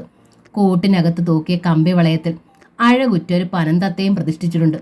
കാറ്റനങ്ങിയാൽ വളയത്തിലിരിക്കുന്ന തത്ത മെല്ലെ ആടാൻ തുടങ്ങും. ചിത്രപ്പണികളുള്ള അഴികൾക്കിടയിലൂടെ നോക്കുമ്പോൾ ആ തത്തയ്ക്ക് ജീവനുണ്ടെന്ന് തോന്നും. ആടുമ്പോൾ ആ ചിറകുകൾ മെല്ലെ വിടരുന്നുണ്ടെന്നും. കലാകാരനാവൻ, അച്ഛൻ ഒരിക്കൽ പറഞ്ഞു. വെള്ളം തുപ്പുന്ന പാവയെ ഉണ്ടാക്കിയില്ലേ പെരുന്തച്ഛൻ. അതിൻ്റെ കർണത്തടിക്കാൻ മറ്റൊന്നിനെ മകനും. കലാകാരനായ തച്ചൻ തടിയിൽ തൊട്ടാൽ തടിക്ക് ജീവൻ വെക്കുമെന്നാ എൻ്റെ മുത്തശ്ശൻ പറയുമായിരുന്നു. അതിന് അബ്ദുള്ള തച്ചനല്ലല്ലോ എന്ന് പ്രകാശേട്ടൻ ചോദിച്ചപ്പോൾ ചുട്ട മറുപടിയും കൊടുത്തു. തടിക്ക് ജീവൻ കൊടുക്കുന്നവനാടാ തച്ചൻ. ആശാരിയാണെന്ന് പറയാൻ നാണക്കേട് ഭാവിക്കുന്ന നിന്നെയൊക്കെ ആരാടാ തച്ചൻ എന്ന് വിളിക്കുക? ഇത്രയും നാളായി നീ എന്തു പഠിച്ചു എൻ്റെ അടുത്തുനിന്ന്? അമ്മായി വന്ന് കാല് പിടിച്ച് അപേക്ഷിച്ചിട്ടാണ് അച്ഛൻ പ്രകാശേട്ടനെ സഹായിയായി കൂട്ടിയത്. പ്രീ ഡിഗ്രി 2 വട്ടം തോറ്റ. ഇപ്പോഴും ഈ പണിയിൽ താല്പര്യം വന്നിട്ടില്ല. എവിടെങ്കിലും ഒരു തൂപ്പുകണി കിട്ടിയാൽ മതി, ഞാൻ ഇവിടുന്ന് സ്ഥലം വിടും എന്നാണ് പറച്ചിൽ. പോയാലും ഒരു ദിവസം ഞാൻ തിരിച്ചു വരും എന്നൊരിക്കൽ അർത്ഥഗർഭമായി പറയുകയുണ്ടായി. ഇതിൻ്റെ അർത്ഥം അത്ര സുഖമുള്ളതായി നിഫയ്ക്ക് തോന്നിയില്ല. ഉരുളെ ഉരുട്ടിക്കൊണ്ടിരുന്ന് എന്തോന്നാടി ദിവാസ്വപ്നം കാണുന്നത്? അമ്മിണിക്കുട്ടി നിഫയോട് തട്ടിക്കയറി. ഒന്ന് പതറി അവൾ ശ്രീചക്രം മാളികയുടെ വളപ്പിൽ വെച്ചുണ്ടായതെല്ലാം അമ്മയോട് തുറന്നു പറഞ്ഞു. അമ്മിണിക്കുട്ടി വിഷണ്ണയായി. മുഖത്ത് അപരാധഭാവം പ്രകടമായി. മേലാൽ എൻ്റെ അടുത്ത് അവിടെ പോകാൻ പറയരുത്, നിഫ നിബന്ധന വെച്ചു. ഇല്ല, അമ്മിണിക്കുട്ടി വാക്കു കൊടുത്തു. ഇനി മേലാൽ അമ്മ പറയില്ല. അച്ഛൻ ഇതൊന്നും അറിയരുത്. ആ പാവം ചന്ദ്രകുഞ്ഞമ്മയെ ഓർത്താ ഞാൻ. കുഞ്ഞമ്മ പാവമായിരിക്കും എന്ന് വെച്ച് അവർക്ക് വേണ്ടി എൻ്റെ അച്ഛനെ ജയിലിലേക്ക് പറഞ്ഞയക്കാൻ ഞാൻ തയ്യാറല്ല. രാത്രി അടുക്കളയുടെ അലമാരിയിൽ നിന്ന് ഉണ്ണി ശർക്കര പുരട്ടിയുടെ ഉപ്പേരി ഇട്ടുവെച്ച ഹോർലിക്സ് ഭരണി കണ്ടെടുത്തു. ഇതുണ്ടാക്കി വെച്ചിട്ട് അമ്മ എന്നോട് പറഞ്ഞില്ല. ഒരു കഷ്ണം എടുത്ത് ചവച്ചുകൊണ്ട് അവൻ പരാതി പറഞ്ഞു. പയ്യെ പറയടാ, അമ്മിണിക്കുട്ടി മകൻ്റെ വായ് പൊത്തി. അച്ഛൻ കേൾക്കണ്ട, ആ ചന്ദ്രകുഞ്ഞമ്മ മതിലിങ്കൽ കൊണ്ടുവന്നതാ. ഒരു നുണ കൂട്ടിച്ചേർത്തു അവർ. മനുഷ്യന് തിന്നാൻ കൊള്ളുന്ന സാധനമാണല്ലോ, എങ്ങനെ എടുത്ത് പള്ളയിൽ കളയണത്? അവരുടേതാണെങ്കിൽ എനിക്ക് വേണ്ട. ഉണ്ണി ഹോർലിക്സ് ഭരണി എടുത്തുകൊണ്ടുപോയി വടക്കേ മുറ്റത്ത് കമിഴ്ത്തി. അവൻ്റെ മുഖത്തെ പക കണ്ട് അമ്മിണിക്കുട്ടി ഭയന്നുപോയി. രാത്രി അത്താഴം കഴിഞ്ഞാൽ പിള്ളാരെ വിളിച്ച് അരികിലിരുത്തി പഴങ്കഥകൾ പറഞ്ഞു കൊടുക്കും അച്ഛൻ. ആ കൂട്ടത്തിൽ അച്ഛൻ്റെ അമ്മയുടെയും കുടുംബ ചരിത്രങ്ങളും വിളമ്പും. ചെക്കൻ്റെ ഒരു അഹമ്മതി കണ്ടില്ലേ? അമ്മിണിക്കുട്ടി പല്ലെറിഞ്ഞി. നിനക്ക് വേണ്ടാന്ന് വെച്ച് മുറ്റത്ത് കളയണോ? എൻ്റെ അമ്മാമ്മയെ കൊല്ലിച്ചോരല്ലേ അവരുടേത് ഇവിടെ ആരും തിന്നണ്ട, ഉണ്ണി പറഞ്ഞു. അടി കിട്ടിയതുപോലെ സ്തബ്ധയായി അമ്മിണിക്കുട്ടി. സാധാരണ അത്താഴം കഴിഞ്ഞാണ് അബ്ദുള്ള രാത്രി സർക്കിട്ടിന് ഇറങ്ങാറുള്ളത്. അന്ന് ചന്തയിൽ നിന്ന് പീടിക പൂട്ടി മൂത്താപ്പയോടും ഹാജിക്കയോടും ഒപ്പം വീട്ടിലെത്തിയ അയാൾ ടോർച്ചും എടുത്ത് നേരെ പുറത്തേക്ക് നടക്കുകയായിരുന്നു. എവിടേക്കാ നീ? സുലൈഖ ബീവി വന്ന് വഴി തടഞ്ഞു. സാധാരണ വല്ലവും കഴിച്ചിട്ടാണല്ലോ സർക്കിട്ട്, ഇന്നിപ്പോൾ അതും വേണ്ടതായോ? പുഞ്ചിരിയോടെ അബ്ദുള്ള ഉമ്മച്ചിയെ നോക്കി. ആ മുഖത്ത് പതിവില്ലാത്തൊരു മുറുക്കം. കഴുത്തിലൂടെ കൈയിട്ട് ആ കവിളിൽ മുഖമുരസിക്കൊണ്ട് കൊഞ്ചലോടെ അബ്ദുള്ള തിരക്കി, ഇന്ന് എന്തു പറ്റി എൻ്റെ പുന്നാര സുലൈഖ ബീബിക്ക്? വല്ലാത്തൊരു ബേജാറ് കാണുന്നുണ്ടല്ലോ ഈ മുഖത്ത്. പറയെൻ്റെ പൊന്നെ, ഞാൻ പറഞ്ഞ നീ കേൾക്കൂ? അബ്ദുള്ളയുടെ നേർക്ക് കനത്തൊരു നോട്ടം അയച്ചു സുലൈഖ ബീബി. പറയേണ്ട താമസം. ഉമ്മച്ചിയുടെ കൈയെടുത്ത് നെഞ്ചോട് ചേർത്തു അബ്ദുള്ള. എങ്കില് മടിക്കാണ്ട് പറഞ്ഞു കൊടുക്കും ഉമ്മച്ചി. ഹാജറയുടെയും അബ്ദുള്ളയുടെയും ഇളയവളായ സുർമി പിന്നിൽ നിന്ന് ഉമ്മച്ചി എരി കയറ്റി. എങ്കിൽ ഞാൻ പറയാൻ പോവാം. ഇനി ഈ രാത്രി സർക്കിട്ട് ഞാൻ സമ്മതിക്കൂല, സുലൈഖ ബീവി അറിയിച്ചു. അബ്ദുള്ളയുടെ മുഖത്ത് അമ്പരപ്പുണ്ടായി.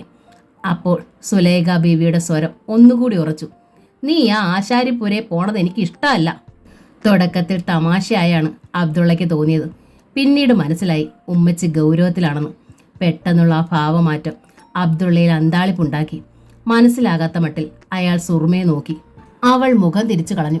അതോടെ വീണ്ടും ഉമ്മച്ചിയുടെ നേർക്ക് തിരിഞ്ഞു അബ്ദുള്ള. എന്താ ഉമ്മച്ചി പെട്ടെന്നിപ്പോൾ ആശാരിപ്പുരെ പോണത് ഇഷ്ടമല്ലെന്നൊക്കെ പറയുന്നത്? ചെല്ലപ്പൻ ആശാരിയെ പറ്റി വല്ലാത്ത മതിപ്പായിരുന്നല്ലോ ഉമ്മച്ചിക്ക്. അതിപ്പോഴും അയാളെപ്പറ്റി മതിപ്പ് തന്നെ എനിക്ക്. സുലൈഖ ബീവി ചുണ്ട് കടിച്ചമർത്തി. പിന്നെ ആരെപ്പറ്റിയാ മതിപ്പില്ലാത്തത്? മതിപ്പല്ല പ്രശ്നമെന്ന് കൂട്ടിക്കോ. കനത്ത ഗൗരവമാണ് മുഖത്ത്. പിന്നെന്താ കാര്യമെന്ന് പറ. ഇന്നോ ഇന്നലെയോ തൊട്ടല്ലല്ലോ ഞാൻ അവിടെ പോണത്. കുട്ടിക്കാലം മുതലേ എൻ്റെ ഹാജിക്കാടെയും സുർമിയുടെയും ഒക്കെ കളിത്തട്ടായിരുന്നു ആശാരിമുറ്റം. അവിടുന്ന് ഞങ്ങൾ തിന്ന മീനിനും കപ്പയ്ക്കും കണക്കുണ്ടോ? പെട്ടെന്നിപ്പോൾ എന്താ ഉമ്മച്ചിക്ക് ജാതിമത ചിന്തകളൊക്കെ വന്നത്? പഴയ കുട്ടികളല്ലല്ലോ നിങ്ങളിപ്പം. പ്രായം തികഞ്ഞൊരു പെണ്ണുണ്ട് അവിടെ. ചുമ്മാ മനുഷ്യന്മാരെ കൊണ്ട് വേണ്ടാതിനും പറയിക്കണ്ട. അത്രേ ഉള്ളോ? അബ്ദുള്ള നിസ്സാര ഭാവത്തിൽ ചിരിച്ചു. വേണ്ടാതീനം പറയുന്നവൻ്റെ ചെപ്പ നോക്കി കൊടുക്കാൻ അറിയാം എനിക്ക്, പറഞ്ഞിട്ട് അയാൾ പുറത്തേക്ക് നടന്നു. നിക്കവിടെ, സുലൈഖ ബീവിയുടെ ശബ്ദമുയർന്നു. നിൽക്കാനാ പറഞ്ഞത്. അബ്ദുള്ള തിരിഞ്ഞു നിന്നു. ഉച്ചയ്ക്ക് അവിടുന്ന് ഊണ് കഴിക്കാതെ പറഞ്ഞിരുന്നത് ആശാൻ. തേങ്ങാവെട്ടിൻ്റെ തിരക്കിൽ അങ്ങോട്ട് കടക്കാനായില്ല. രാത്രിയിലെങ്കിലും ചെന്ന് 2 വറ്റ് തിന്നില്ലേച്ചാ പിന്നെ വഴക്കും വക്കാണവും പരാതിയും ഒക്കെ ആവും, അയാൾ വിശദീകരിച്ചു. ഒരു വഴക്കും വക്കാണവും ഉണ്ടാക്കില്ല. പായസം കൊടുത്ത് അയച്ചിട്ടുണ്ട്. അതിലൊരു ഗ്ലാസ് കുടിച്ചിട്ട് നീ ഇവിടെ ഞാൻ കുത്തിയിരിക്കേണ്ട അബ്ദുള്ള. ഉമ്മച്ചി പറഞ്ഞാൽ കേൾക്കാൻ നാണയിട്ടവനല്ലേ നീ? അബ്ദുള്ള തളർന്നു നിന്നു. പായസം കുടിക്കാം, അയാൾ പറഞ്ഞു. ഊണ് കഴിക്കണില്ലാന്നും വെക്കാം. എന്നാലും ഞാൻ അവിടം വരെ ഒന്ന് പോണതിൽ എന്താ ഇപ്പം തെറ്റ്? പോണതിലെന്താ തെറ്റ്? സുലൈഖ ബേബി മുഖം വെട്ടി തിരിച്ചു. വെറുതെ ആളോൾ അതും ഇതുമൊക്കെ പറഞ്ഞുണ്ടാക്കാൻ ഇനി ഞാൻ സമ്മതിക്കില്ല. എനിക്ക് 10ഉം പലതും ഇല്ല. തേങ്ങാക്കണ്ണ് പോലെ ഈ 3 എണ്ണേ ഉള്ളൂ. അറിയോ നിനക്കത്? സങ്കടം കൊണ്ടും ദേഷ്യം കൊണ്ടും ആ ചുണ്ടുകൾ വിറച്ചു. അതോടെ അബ്ദുള്ള ടോർച്ച് അരപ്ലേസിൽ വെച്ചു. എന്തോ കാര്യമായി സംഭവിച്ചിട്ടുണ്ടെന്ന് അയാൾക്ക് മനസ്സിലായി. ആരെന്ത് പറഞ്ഞു എന്ന് ഉമ്മച്ചി ഈ പറയണേ? അയാൾ ചോദിച്ചു. വെറുതെ വഴക്കുണ്ടാക്കിയില്ലെങ്കിൽ ഞാൻ പറയാം, സുറുമി അറിയിച്ചു. അബ്ദുള്ള അനിയത്തിയുടെ നേർക്ക് തിരിഞ്ഞു. നീ കാര്യം പറവേണേ, എന്നിട്ടല്ലേ വഴക്കുണ്ടാക്കണോ വേണ്ടതെന്ന് നിശ്ചയിക്കണത്? ഉച്ചയ്ക്ക് ആ ഹൈദ്രാസിക്ക ചോറ് കഴിക്കാൻ ഇവിടെ വന്നിരുന്നു. ഇടയ്ക്കിടെ ഉമ്മയെ തിരിഞ്ഞു നോക്കി പേടിച്ചാണ് സുറുമി തുടങ്ങിയത്.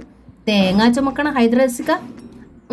എന്നിട്ട് അയാൾ ചോറ് തിന്നുകൊണ്ടിരുന്നപ്പോഴാ കൊച്ചു വീട്ടിൽ നിന്ന് ഉണ്ണി ഇവിടെ പായസം കൊണ്ടുവന്നത്. അത് കണ്ടുകൊണ്ട് ഹൈദ്രോസിക്ക ഉമ്മച്ചിയുടെ അടുത്ത് ഏതാണ്ടൊക്കെ പറഞ്ഞു. എന്ത് ഏതാണ്ടൊക്കെ? അബ്ദുള്ളയ്ക്ക് ശുണ്ടി വന്നിരുന്നു. പായസം കുടിച്ചാൽ മതം മാറുമെന്നോ? അതോ പായസം അറാമാണെന്നോ? നമ്മുടെ ചോറ് തിന്ന് കഴിയണവൻ നമ്മളെ ഉപദേശിക്കാൻ വന്നപ്പോൾ ഉമ്മച്ചി അത് കേട്ട് നിന്നു. അത്രയുള്ള എൻ്റെ ഉമ്മച്ചി. കോളേജിൽ പഠിച്ചില്ലെങ്കിലും 10 ജയിച്ച ആളല്ലേ. ഇത്ര വിവരമില്ലേ? അയാൾ സുലൈഖ ബീവിയെ നോക്കി. പായസം അറാമാണെന്നൊന്നും അല്ല ഹൈദ്രോസ് പറഞ്ഞത്. നീയും ആ ചെല്ലപ്പൻ്റെ മോളും തമ്മിൽ ലോകിയാന്നാ. തേങ്ങാ വെട്ടിൻ്റെ ഇടയിൽ നീ ആ പെണ്ണിൻ്റെ അടുത്ത് പുന്നാരം പറയണത്രേ. കണ്ണോണ്ട് കണ്ടുവെന്നാ ഹൈദ്രോസ് പറഞ്ഞത്. അല്ലേലും ഹൈദ്രോസ് കളവ് പറയില്ല. സുലൈഖ ബീവിയുടെ മുഖത്ത് നല്ല ഉറപ്പ്. ഒന്ന് മിണ്ടി. കുനിഞ്ഞ മുഖത്തോടെ അബ്ദുള്ള സമ്മതിച്ചു. അത് നേരാ. അതിപ്പോ തെറ്റാ? മുമ്പ് പരിചയമില്ലാത്ത കുട്ടിയൊന്നും അല്ലല്ലോ. വെറുതെ ഒന്ന് മിണ്ടിയെന്ന് വെച്ച് ആളോട് പരാതി പറയൂല്ലോ അബ്ദുള്ള. നല്ല ഒന്നാന്തര ഇസ്ലാമാ നീ. രാത്രി തോറും ആശാരിപ്പുരേ പോയി ഇരിക്കണമെന്നറിഞ്ഞ് പലരും എൻ്റെ അടുത്ത് സൂക്ഷിക്കണമെന്ന് പറഞ്ഞു. അതൊക്കെ അതേപടി ചിരിച്ചു തള്ളിയളാ ഈ ഉമ്മച്ചി. നാടകം പഠിക്കലാന്നും പറഞ്ഞ് കണ്ണടച്ച് വിശ്വസിച്ചു ഞാൻ. ഒടുവിലറിഞ്ഞു പഠിച്ചത് ആശാരിപ്പണിയാണെന്ന്. എന്നിട്ട് ഒരക്ഷരം എതിര് പറഞ്ഞോ ഉമ്മച്ചി? മരപ്പണിയും ഒരു കലയാ, അത് ആർക്കുമാവൂന്ന് നീ പറഞ്ഞു. കുന്നായ്മ പറഞ്ഞവരോടൊക്കെ ഞാനും അത് തന്നെ ഏറ്റു പറഞ്ഞത്. എന്ന് വെച്ച് നിനക്കതിൻ്റെ വല്ല ആവശ്യമുണ്ടോ എൻ്റെ അബ്ദുള്ള? ഇന്ന കച്ചവടം ഇട്ട് താന്ന് പറഞ്ഞാൽ അത് ഇട്ട് തരില്ലേ നിന്റെ മൂത്താപ്പ? അബ്ദുള്ളയുടെ കണ്ണു നിറഞ്ഞു. എന്തു പറയണമെന്നറിയാതെ വിമ്മിട്ടപ്പെട്ടു അയാൾ. ഉമ്മച്ചി അബ്ദുള്ളയുടെ ദൗർബല്യമാണ്. ഉമ്മച്ചി കഴിഞ്ഞേ ഉള്ളൂ അയാൾക്കാരും. ആ മുഖത്ത് നോക്കി കള്ളത്തരങ്ങളോ കുതർക്കങ്ങളോ പറയാൻ വയ്യ. അതൊക്കെ പോട്ടെ, സുലൈഖ ബീവി തുടർന്നു. നിനക്കിഷ്ടപ്പെട്ട എന്ത് പണിയും നീ ചെയ്തോ, എനിക്ക് ഒരു വിരോധവുമില്ല. പക്ഷേ നീ ഈ പുരയിൽ കൂട്ടിക്കൊണ്ടു വരണതൊരു ഇസ്ലാം പെൺകുട്ടിയെ തന്നെയായിരിക്കണം. അതെനിക്ക് നിർബന്ധമാണ്. ഞാൻ മറ്റേതെങ്കിലും പെൺകുട്ടിയെ കൂട്ടിക്കൊണ്ടുവരുമെന്ന് പറഞ്ഞില്ലല്ലോ ഉമ്മച്ചി. വെറുതെ എന്തിനാ ഇങ്ങനെ എഴുതാപ്പുറം വായിക്കണത്? അബ്ദുള്ള ചോദിച്ചു. എങ്കിൽ പിന്നെ എന്തിനാ നീ രാത്രി തോറും ആശാരിപ്പുരയിൽ പോണത്? വെറുതെ ആളുകളെ കൊണ്ട് പറയിപ്പിക്കാനോ? ഒരു ഭ്രാന്തനാ ആ ചെല്ലപ്പനാശാരി. വല്ലതുമൊന്ന് അയാളുടെ കാതിൽ ചെന്നാ പിന്നെ ആരാ എന്തെന്നൊന്നും നോക്കാതെ വീതുളിയും എടുത്ത് പാഞ്ഞു വരും. അത് ഓർക്കുമ്പോഴാ എൻ്റെ നെഞ്ചി തീയ. എന്നെ ഇട്ട് എന്തിനാ എൻ്റെ മോനെ നീ ഇങ്ങനെ പൊരിക്കണത്? സുലേഖ ബീവിയുടെ തൊണ്ടയിടറി. അബ്ദുള്ള അര പ്ലേസിലിരുന്നു. എങ്ങും പോണില്ല ഞാൻ, ഇന്നെന്നല്ല ഇനി ഒരിക്കലും. ഉമ്മച്ചിക്ക് സമാധാനമാവട്ടെ. തലയിലൂടെ ഇട്ടിരുന്ന സാരി തലപ്പ് വലിച്ച് സുലേഖ ബീവി കണ്ണും മുഖവും തുടച്ചു. മകനെ നോക്കി പുഞ്ചിരിച്ചു. അബ്ദുള്ളയുടെ അരികിലെത്തി ആ ചുമലിൽ തഴുകിക്കൊണ്ട് അവർ അറിയിച്ചു. നിനക്ക് നല്ല സീനത്തുള്ള പെൺകുട്ടിയെ ഉമ്മച്ചി കണ്ടുപിടിച്ച് തരും മോനെ, നീ ബേജാറാവണ്ട. പിന്നെ അതല്ലേ ഇപ്പൊ എനിക്ക് എൻ്റെ ബേജാറ്. ഉമ്മച്ചി പോയി ചോറ് വിളമ്പ്, വിശക്കണു. അപ്പോഴേക്കും ഹാജയൻ രംഗത്ത് വന്നു. കടയിൽ നിന്ന് വന്ന ശേഷം കൈയും കാലും മുഖവും കഴുകി വേഷം മാറിയിരുന്നു അയാൾ. ഉമ്മച്ചി ഇവിടെ എന്തെടുക്കുക? മൂത്താപ്പ് വന്ന് ഡൈനിങ് ടേബിളിൽ ഇരിക്കാൻ തുടങ്ങിയിട്ട് നേരെ എത്രയെന്നറിയോ? ഉമ്മച്ചിയുടെ കാച്ചിത്തുമ്പിൽ തൂങ്ങി പെണ്ണൊരുത്തി ഉള്ളവള് ഇങ്ങോട്ട് പോന്നു. എന്തേടി ഇവിടെ വിസ്താരം? സുറുമിയെ നോക്കി ഹാജ കണ്ണുരുട്ടി. സുറുമി തിരിഞ്ഞ് അകത്തേക്കോടി. പുറകെ സുലേഖ ബീവി. വാലും തുമ്പുമൊക്കെ എൻ്റെ കാതിലും കിട്ടി കേട്ടോ. ഹാജ അർത്ഥഗർഭമായി അബ്ദുള്ളയെ നോക്കി. പക്ഷേ നമുക്കത് വേണ്ട. ആശാരിപ്പണി പഠിക്കാൻ പോണതറിഞ്ഞപ്പോഴേ എനിക്ക് ഈ സംശയം തോന്നിയതാ. എന്താ നിന്റെ പൂതിന്ന്? ഇക്ക പഠിച്ചോളല്ലേ നീ ചോദിക്കും.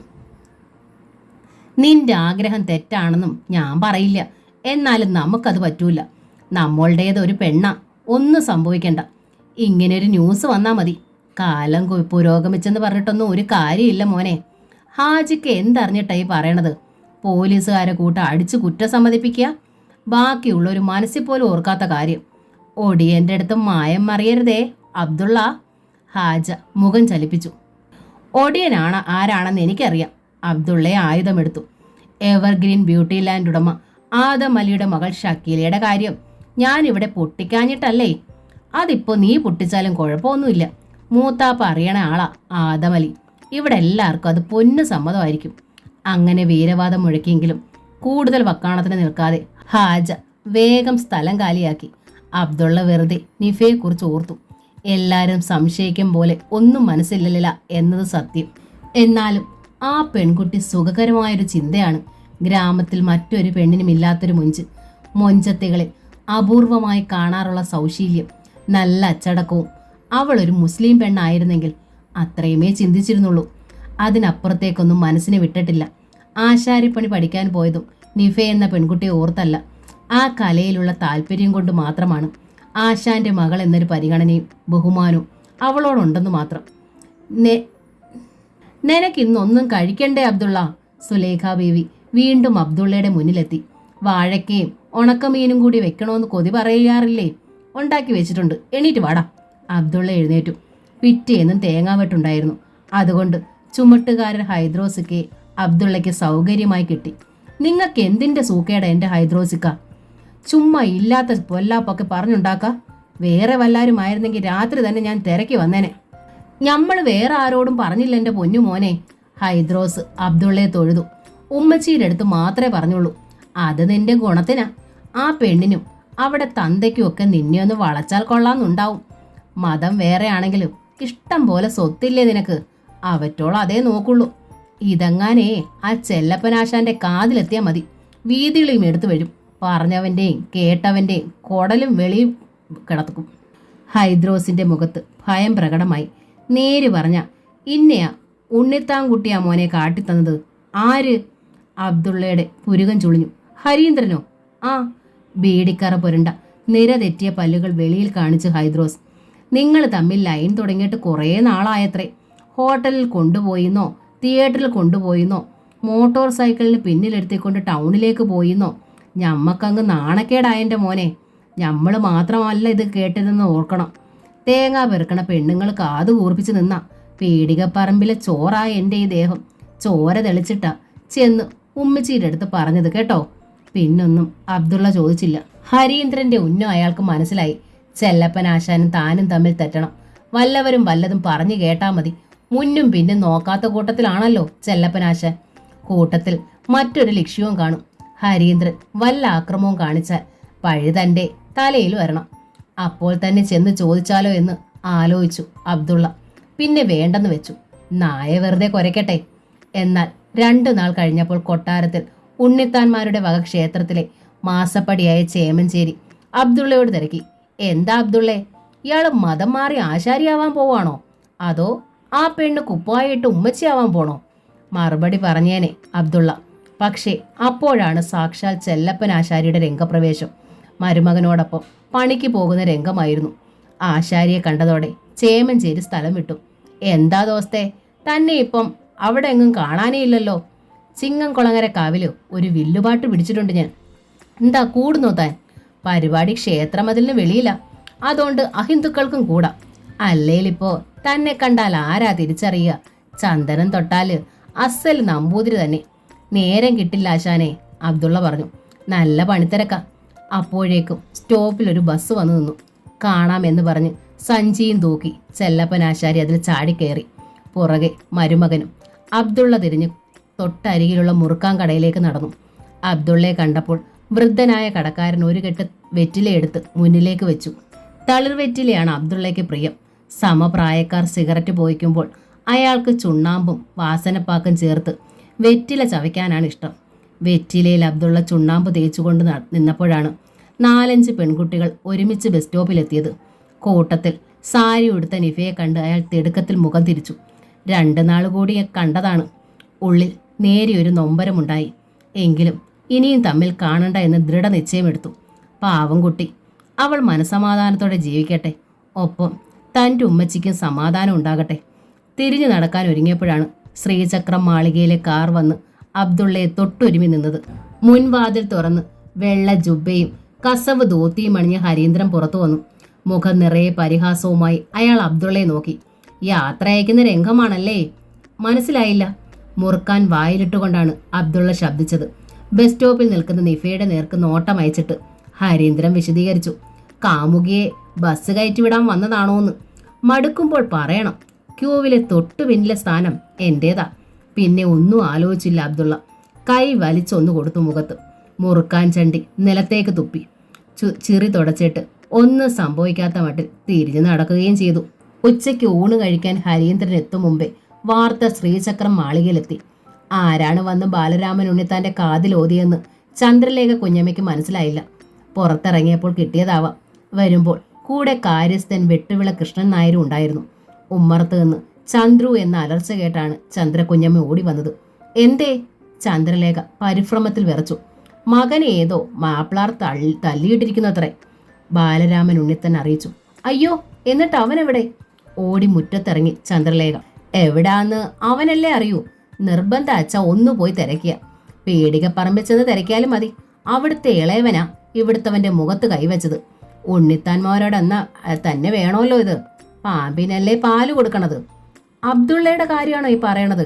ചന്ദ്രലേഖ ചോദിച്ചു. അവൻ അങ്ങനെ ചെയ്യുവോ? ഇല്ല, ചെയ്യില്ല. കയ്യിലിരുന്ന് കുടമടക്കി പൂമുഖ ഇറയത്തേക്ക് എറിഞ്ഞു ബാലരാമൻ ഉണ്ണിത്താൻ.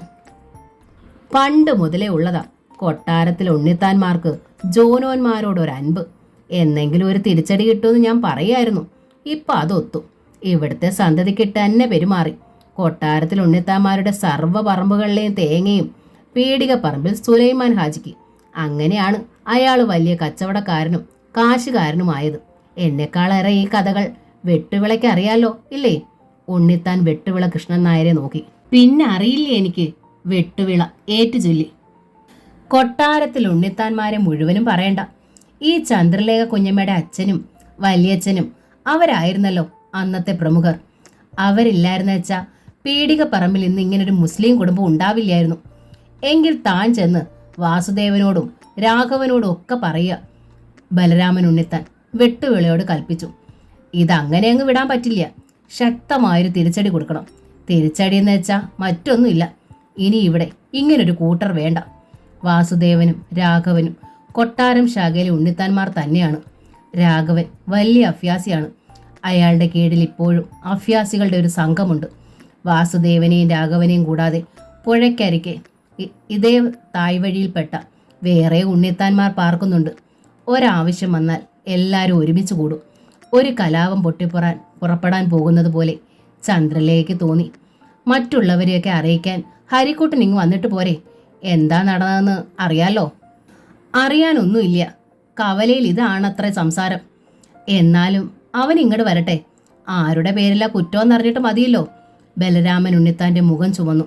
തീ പാറുന്ന മിഴികളോടെ അയാൾ ഭാര്യയെ നോക്കി.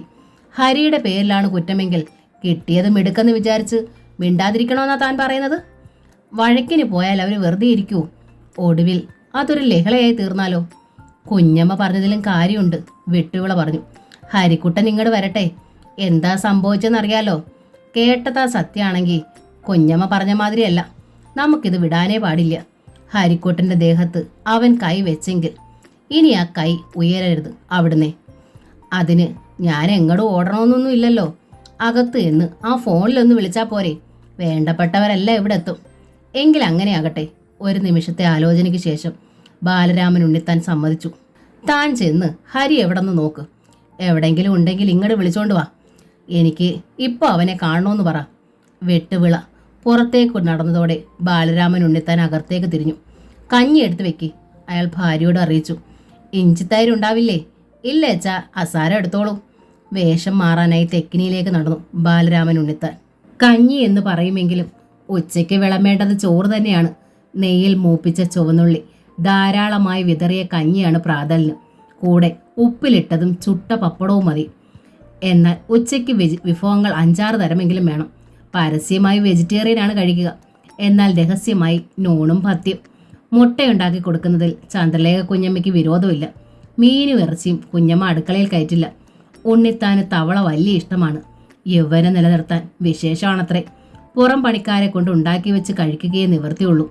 യൗവനം സൂക്ഷിക്കാൻ ചില രസായനങ്ങൾ ഉണ്ണിത്താൻ ശീലിക്കുന്നു. പിന്നെ കുമ്പളങ്ങ, ആട്ടിൻപാൽ, ചെറുപ്പക്കാരുടെ സാമീപ്യം തുടങ്ങിയ പ്രയോഗങ്ങളും. 50 കടന്നെങ്കിലും ഉണ്ണിത്താനെ കണ്ടാൽ 40 പോലും മതിക്കില്ല. അച്ഛനും മകനും ഒരുമിച്ച് നടക്കുമ്പോൾ സഹോദരന്മാരാണെന്നാണ് തോന്നുക. മുഖശ്രീ മങ്ങിയിട്ടില്ലെങ്കിലും ദേഹം ഉടഞ്ഞിട്ടില്ലെങ്കിലും ചന്ദ്രലേഖയ്ക്ക് 40 കഴിഞ്ഞു. അതുകൊണ്ട് അവൾ തനിക്ക് ചേരില്ല എന്ന വിചാരം പോലും ബാലരാമൻ ഉണ്ണിത്താനുണ്ട്. ചന്ദ്രലേഖ ഊൺമേശയിൽ വിഭവങ്ങൾ നിരത്തി വെച്ചു. ബാലരാമൻ ഉണ്ണിത്താൻ വന്ന് അരികിലിരുന്നു. നിന്റെ ചോര ഇപ്പോഴും ഇങ്ങനെ തിളക്കിയ, ഉണ്ണിത്താൻ പറഞ്ഞു. എന്താ ആ ചെക്കൻ്റെ ഒരു അഹമ്മതി? ചിലപ്പോൾ കൈ ഓങ്ങിയിട്ടേ ഉണ്ടാവും. പക്ഷേ നാട്ടുകാരുടെ മുന്നിൽ മാനം പോവാൻ അത് മതിയല്ലോ. ചന്ദ്രലേഖ മറുപടി ഒന്നും പറഞ്ഞില്ല. താൻ എന്താ ഒരക്ഷരവും മിണ്ടാത്തത്? ബാലരാമൻ ചോദിച്ചു. ഒരു പെറ്റുതള്ളയെ സഹിക്കണ കാര്യമല്ലല്ലോ കേട്ടത്. എന്നിട്ടും ഒരു ഘനഗംഭീര മൗനം. അവറ്റകളോട് വഴക്കുണ്ടാക്കതിനാലാവും ഇപ്പോൾ വിഷമം. എന്നുവെച്ചാ പണ്ട് തൊട്ടേ ഉണ്ടല്ലോ കുടുംബത്തിൽ ജോനോൻ ബന്ധം. മുത്തശ്ശി ഏതോ ജോനോനെ കിടപ്പറയിൽ ഒളിപ്പിച്ചു എന്ന് വരെ കേൾവിയുണ്ടല്ലോ. അനാവശ്യം പറയണ്ട. ചന്ദ്രലേഖയുടെ മുഖം ചുവന്നു. അനാവശ്യം പറയാച്ച ഇത് പോരല്ലോ, ആശാരി ബന്ധം കൂടി പറയണ്ടേ? പരിഹാസത്തിൽ മുഖം ചലിപ്പിച്ചു ബലരാമൻ. ചന്ദ്രലേഖ സ്തബ്ധയായി. മറുപടി പറഞ്ഞാൽ അതിരുകൾ കടക്കും. വേണ്ട. മകനെങ്ങാൻ കേട്ടോണ്ട് വന്നാൽ? താനാണ് കുടുംബസ്ഥ, ഞാൻ വന്നു കയറിയവനാണ്. ആ ഒരു ഭാവം ഇനി ഇവിടെ വേണ്ട. അച്ഛൻ്റെ വകയിലൊരു അനന്തരവൻ എന്നായിരുന്നല്ലോ പണ്ടൊക്കെ പറയുക. വകയിൽ ബന്ധം എന്ന് വെച്ചാൽ തൊട്ടു തെറിച്ച ബന്ധം മാത്രം. ആൺമക്കളില്ലാത്തത് കൊണ്ട് വിളിച്ചു തെത്ത് നിർത്തി. അതുകൊണ്ട് പ്രയോജനമല്ലേ ഉണ്ടായിട്ടുള്ളൂ. കുടുംബനാഥനായില്ലേ? കുടുംബനാഥൻ. ബലരാമൻ പരിഹാസത്തിൽ ചിരിച്ചു. നാട്ടുകാരുടെ കണ്ണിൽ മാത്രം. 4 കാശ് വേണമെങ്കിൽ കുഞ്ഞമ്മയോട് ചോദിക്കണം. ഒരു തുണ്ട് ഭൂമി ആർക്കെങ്കിലും കൈമാറ്റം ചെയ്യണമെങ്കിൽ കുഞ്ഞമ്മ ഒപ്പിടണം. എനിക്കെന്ത് വില എവിടെ ഉള്ളത്? മകന് വയസ്സ് 23 കഴിഞ്ഞു. അച്ഛൻ ഇപ്പോഴും അമ്മയുടെ ഷേവുകക്കാരനാ. പുറത്ത് കാർ വന്നു നിന്ന ശബ്ദം കേട്ട് ചന്ദ്രലേഖ ഭർത്താവിനെ അർത്ഥഗർഭമായി നോക്കി. ബലരാമൻ പല്ല് കടിച്ചമർത്തി. രോഷം മുഴുവൻ ഉരുട്ടിയെടുത്ത് ചോറുളയിൽ തീർത്തു. കൈയിട്ട് അത് ഉരുട്ടി ഞെരിച്ചു. നേരെ ഊൺമുറിയിലേക്കാണ് ഹരീന്ദ്രൻ കയറി വന്നത്. മുഖമുയർത്തി മകനെ നോക്കി ബലരാമൻ. എന്താ നിന്റെ മുഖത്തൊരു ചുവപ്പ്? അയാൾ ഹരീന്ദ്രനോട് ചോദിച്ചു. ഹരീന്ദ്രൻ കൈത്തലം കൊണ്ട് കവിൾത്തടം മറച്ചു. കേട്ടത് സത്യമാണെന്ന് ചന്ദ്രലേക്ക് മനസ്സിലായി. ഒന്നും ഒളിക്കണ്ട, ബലരാമൻ പറഞ്ഞു. എല്ലാം അറിഞ്ഞിരിക്കണോ? എന്താ കാര്യമെന്ന് മാത്രം പറഞ്ഞാൽ മതി. കാര്യം അറിയണമെന്ന് നിർബന്ധം എനിക്കല്ല. എന്ത് കാര്യത്തിന്റെ പേരിലായാലും എൻ്റെ മകന്റെ ദേഹത്ത് കൈവച്ചവനെ ഞാൻ വിടില്ല. കാര്യം അറിയേണ്ടത് നിന്റെ അമ്മയ്ക്കാ. ഉണ്ണിത്താൻ പുച്ഛത്തിൽ ചന്ദ്രലേക്ക് നോക്കി. അവനും ആ ചെല്ലപ്പനാശാരിയുടെ മോളും തമ്മിൽ ലോഹ്യം. കവളിൽ നിന്ന് കൈത്തലം എടുക്കാതെയാണ് ഹരീന്ദ്രൻ പറഞ്ഞത്. എന്നുവെച്ചാ അവന്റെ അന്ത്യ ഉറക്കം ആശാരിപ്പുരയിലാണല്ലോ. അതിലിപ്പോ ഇവിടെ ആർക്കും ഒരു വിരോധമില്ല. പക്ഷേ കഴിഞ്ഞൊരു ദിവസം രണ്ടും കൂടി നമ്മുടെ യക്ഷി അമ്പലത്തിന്റെ പിന്നിൽ നിന്ന് കിന്നാരം പറയണു. നമ്മുടെ യക്ഷി അമ്പലത്തിന് പിന്നിലോ? ബാലരാമൻ ഉണ്ണി തൻ്റെ മിഴികളിൽ തീയാളി. അയാൾ കുഞ്ഞമ്മയുടെ നേർക്ക് നോട്ടം തിരിച്ചു. ഇപ്പോഴും ആശാരി സമ്പർക്കം തുടരണുണ്ട് അല്ലേ? എത്ര പറഞ്ഞാലും അനുസരിക്കില്ല. മുത്തശ്ശി കിടക്കണ അറ വൃത്തിയാക്കാൻ ഒരു സഹായത്തിന് ആ കുട്ടിയെ വിളിച്ചു ഞാൻ. വന്ന് എന്നെ സഹായിച്ചു. അത് കഴിഞ്ഞ് അപ്പോൾ തന്നെ തിരിച്ചുപോയി. അതിൻ്റെ കയ്യിൽ എന്തേലും വേണ്ടാതിനുണ്ടെന്ന് എനിക്ക് തോന്നിയില്ല, ചന്ദ്രലേഖ പറഞ്ഞു. പിന്നെ എൻ്റെ കയ്യിലാ വേണ്ടാതീനം? ഹരീന്ദ്രൻ ക്രുദ്ധനായി. ഞാൻ എൻ്റെ കണ്ണുകൊണ്ട് കണ്ടതാ. അവളും ആ അബ്ദുള്ളയും കൂടി കവലയെ വെച്ച് കണ്ടപ്പോൾ ഞാൻ അതേപ്പറ്റി ചോദിച്ചു. അത്രേ ഉള്ളൂ. അതിനാ. യക്ഷി അമ്പലത്തിൽ എനിക്ക് ശുദ്ധികലശം നടത്തണ്ടേ? ബലരാമൻ ഉണ്ണിത്താൻ ചാടി എഴുന്നേറ്റു. അവരും ഇവരുമൊക്കെ തീണ്ടിയതല്ലേ, വിടില്ല ഞാൻ ഒന്നിനെയും. വാഷ് ബേസിനരികിലെത്തി കൈ കഴുകി ഉണ്ണിത്താൻ. എൻ്റെ ആ മൊബൈൽ ഇങ്ങട്, അയാൾ മകനോട് ആവശ്യപ്പെട്ടു. ഇപ്പം ഞാൻ കാണിച്ചു തരാം. ഹരീന്ദ്രൻ തിരിഞ്ഞ് അടുത്ത മുറിയിലേക്ക് നടന്നു. മകൻ പറഞ്ഞത് വാസ്തവമാണെന്ന് ചന്ദ്രലേക്ക് തോന്നിയില്ല. ഈ മകനെ അച്ഛനെയും മറ്റാരെയേക്കാൾ അറിയുന്നത് താനാണല്ലോ. അസഹ്യമായ എന്തെങ്കിലും ഹരിയുടെ പക്ഷത്ത് നിന്ന് ഉണ്ടായിരിക്കും. അല്ലാതെ അബ്ദുള്ള അവനെ അടിക്കില്ല. നിഫയെക്കുറിച്ച് ഹരി പറഞ്ഞതും കളവാണ്. അവൾ അങ്ങനെ ഒരു കുട്ടിയല്ല. അത്തരത്തിലാവാൻ ചെല്ലപ്പനാശാരി അനുവദിക്കുകയുമില്ല. ബാലരാമൻ ഉണ്ണിത്താനും ഹരീന്ദ്രനും കൂടി ബന്ധുക്കളെയും കൂലിത്തെമ്മാടികളെയും വിളിച്ചു വരുത്തി. ലഹളയ്ക്ക് പുറപ്പെടാൻ ഒരുങ്ങുകയാണ്. എങ്ങനെ അത് തടയണമെന്ന് ചന്ദ്രലേക്ക് അറിയില്ലായിരുന്നു. ശ്രീചക്രം മാളികയിലെ ഹരീന്ദ്രനെ അബ്ദുള്ള തള്ളിയ കാര്യം ചന്തയിൽ വെച്ചാണ് പേടികപ്പറമ്പിൽ സുലൈമാൻ ഹാജി അറിയുന്നത്.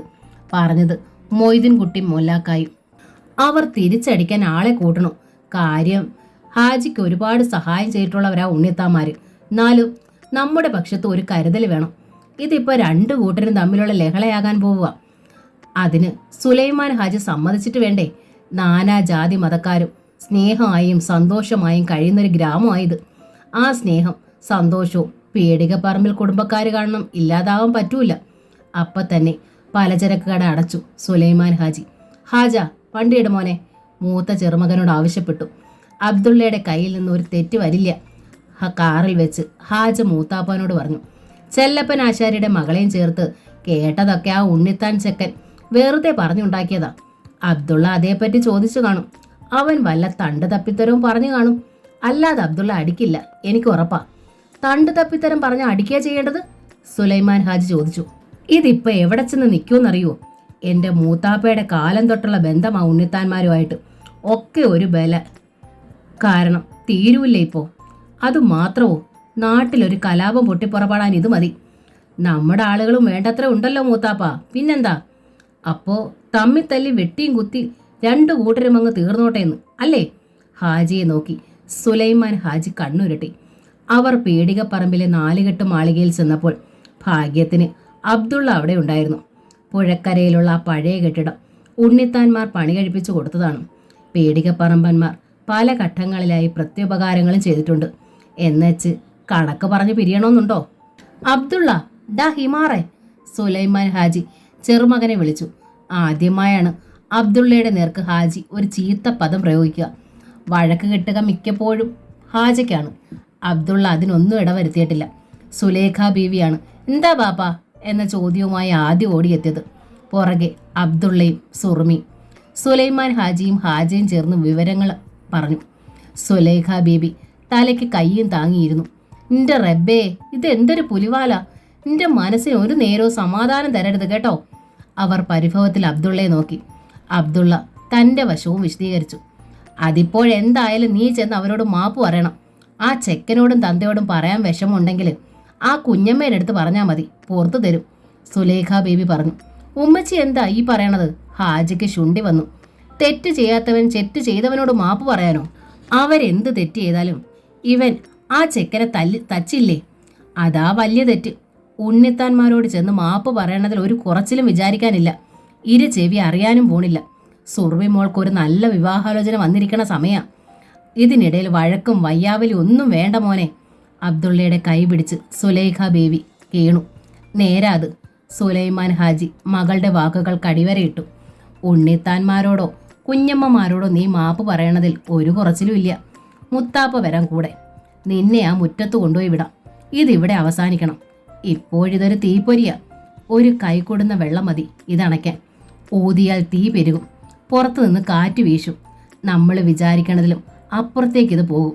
മൂത്താപ്പ പറയണത് നീ കേൾക്കണില്ലേ മോനെ? ഒരു നിമിഷം നിശ്ചല നിന്നിട്ട് അബ്ദുള്ള സമ്മതത്തിൽ തലകുലുക്കി. എങ്കിൽ വന്ന് കാറി കയറ്, സുലൈമാൻ ഹാജി പറഞ്ഞു. ഞാനും വരാം. ഹാജ മുന്നിലിറങ്ങി. അവരവിടെ ആളെ കൂട്ടിട്ടുണ്ടാവും.